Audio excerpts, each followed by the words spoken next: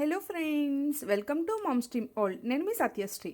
మన ఛానల్ని first time చూసే వాళ్ళు ఎవరైనా ఉంటే తప్పకుండా సబ్స్క్రైబ్ చేసుకోండి, నోటిఫికేషన్ బెల్ని యాక్టివేట్ చేసుకోండి.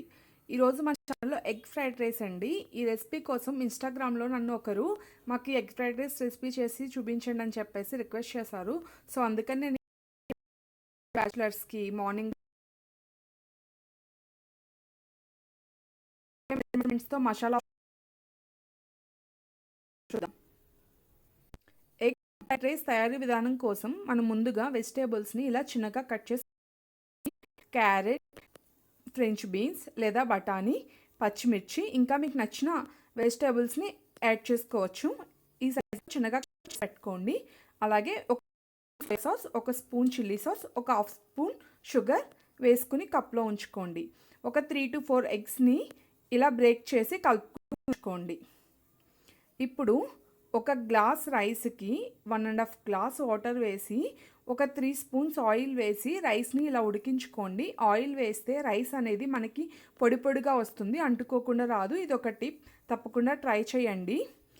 ముందుగా ఈ ఐటమ్స్ అన్నీ మీరు రెడీ చేసి పెట్టుకోండి. ఇప్పుడు మనం చాలా ఈజీగా 10 to 15 మినిట్స్లో ఎగ్ ఫ్రైడ్ రైస్ అనేది రెడీ చేసుకోవచ్చు.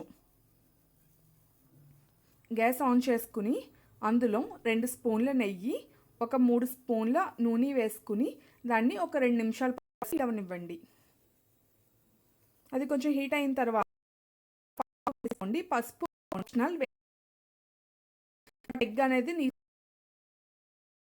వేసుకున్నా. ఇప్పుడు బ్రేక్ చేసిన ఎగ్ మిశ్రమాన్ని ఇందులో వేసుకోండి. దాన్ని కలుపుకుంటూ ఉండండి, అడుగు అంటుకోకుండా కలుపుకోండి. నాన్ స్టిక్ పాన్ అయితే బాగా వస్తుంది. అలాగే అది కొంచెం వేగిన తర్వాత చూడండి, ఇలా చిన్న చిన్న ముక్కల కింద కట్ చేసుకోండి.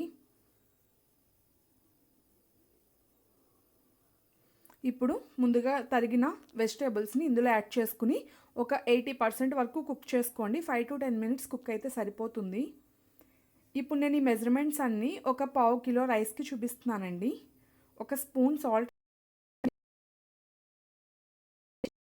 అనేవి ఒక 80% వేసుకోండి. మీరు ఇక్కడ గమనించవచ్చు, చూడండి పొడి పొడిగా వచ్చిందో, మెతుకు పొడి పొడిగా వచ్చింది. ఇప్పుడు రైస్ మొత్తం వేసుకుని బాగా కలిసే కలుపుకోండి. ఒక 5 నుంచి 10 నిమిషాలు రైస్ని వేయించుకోండి, బాగుంటుంది. ఇప్పుడు మొత్తం ఇలా కలిసిన తర్వాత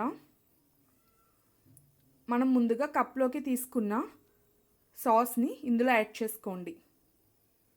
ఒక స్పూన్ సోయా, ఒక spoon chilli and half spoon sugar ఇష్టం లేకపోతే లైట్ తీసుకోండి, వేయకపోయినా పర్వాలేదు. చూసారు కదా, రెస్టారెంట్ స్టైల్లో లాగా టేస్ట్ చాలా బాగుంటుంది. చాలా ఈజీగా ఇంట్లోనే ప్రిపేర్ చేసుకోవచ్చు. ఎటువంటి మసాలా కూడా అవసరం లేదండి. ఇది ఒక 2 మెంబర్స్కి అయితే కరెక్ట్గా సరిపోతుంది. ఇదే క్వాంటిటీతో ఒక్కసారి ట్రై చేయండి. ఎలా ఉందనేది కామెంట్ చేయండి. Thanks for watching. By by. Have a nice day.